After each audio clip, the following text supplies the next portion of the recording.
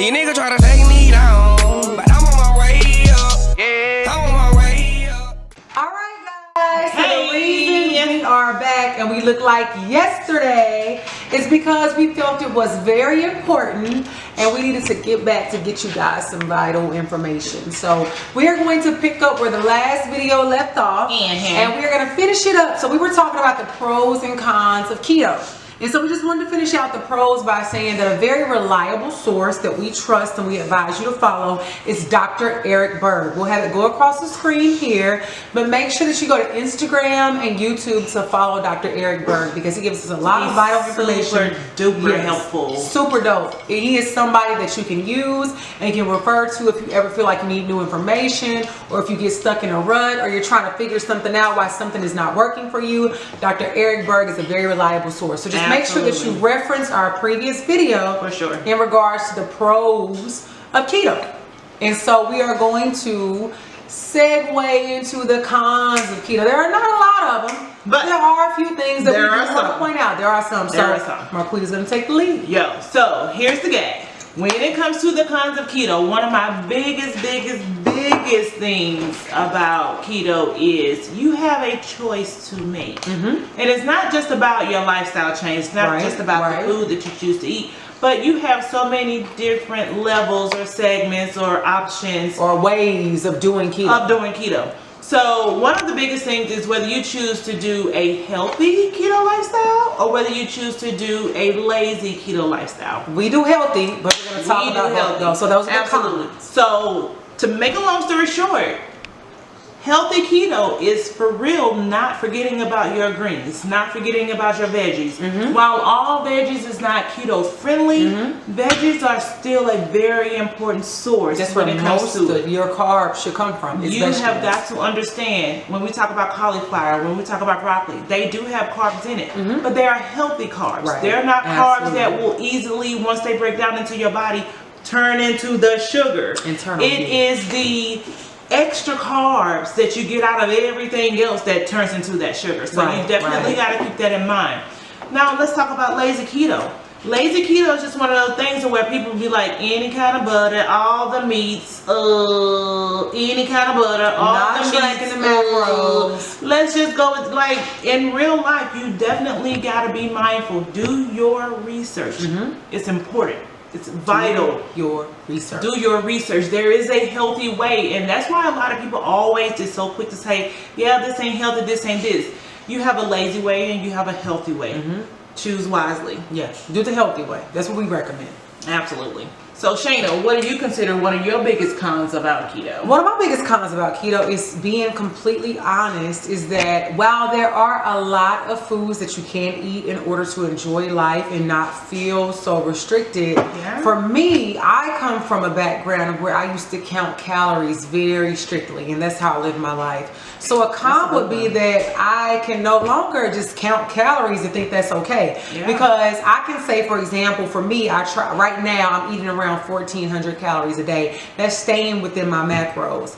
I can no longer say, okay, well, this brownie is only 100 calories, but it's 50 carbs. I can't eat that. And I found that because I was counting calories so closely before, and I was wondering, why am I not losing weight? It's because all the carbs that I was intaking. So that's a huge part of it, to be aware that while you are still supposed to be aware of your calories that you're intaking, that's going to be a part of keto. It's just as important as the macros that you intake. That's deep. But you cannot say, well, I only ate this pack of, a fruit roll-up. I ate a fruit roll-up. It was only 90 calories, but it was 30 carbs. You just exceeded your carbs for the day because I'm sure you ate breakfast and lunch, and when you ate that, it was right before dinner. Absolutely. So now you have exceeded your carbs. So it's very important to be aware that while calories are important no matter what the lifestyle changes that you have to be aware of what you're putting in your mouth, like we talked about before, making sure that if you're doing healthy keto, that most of your carbs are coming from vegetables and not that foolish stuff. Absolutely. So that's going to be a huge con, is that you don't do it. I'm sure we just stepped on somebody's toes out there, but look, just so you know, we are here to help. So the gag is we are here to help. And so, second step, one of the biggest things, again, and I say they're big because I hear about them a lot. People talk about them a lot. This is what people hear. This is what we are getting the feedback from. Keto versus the Atkins diet. Right. And they are different. People sometimes say Atkins is keto. Keto is Atkins on steroids, but they're two different things. Absolutely. Talk a little bit more about one of the biggest things, one of the main things is that like you're eating too much meat. Meat is not healthy. This and that. Hey, do you. Right. At the end of the day. Can't nobody, the gag is do you. Hey, this is not for everybody. As Shane said before, this ain't for the weak. Yeah, not at all. It ain't Not for the at weak. all. You have to be able to sustain understand this. When it comes to keto versus Atkins, there is a difference. There is a difference. There is. Atkins, your protein level is like shot through the roof. Keto, it's more moderate than low. It's higher. It's higher. Yeah. And even with Atkins, even though your carbs are a little bit, they are lower than normal, they're still high. It's still like they are recommending 25 to 30 grams or less. And like then, keto. Atkins is a little you bit can get higher. out there today and go in the grocery and see some Atkins type meal replacement bars or something that will help you curb your appetites. Like in my opinion, those things does not get you out of those bad habits that we do take on, and it's so easy to grab a hold of every day. To each his own, once again, but let me just tell you what works for me.